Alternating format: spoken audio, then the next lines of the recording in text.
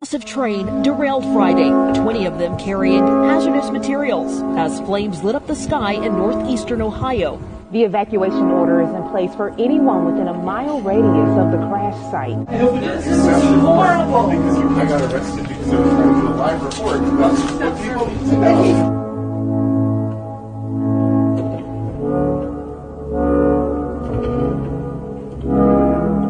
Officials are claiming that the air and water are safe.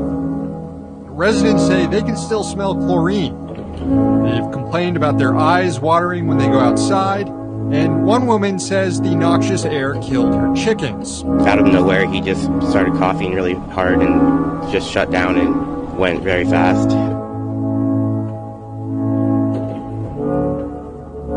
Look at all these fucking crows. I'm not kidding. This is within 10 miles of East Palestine.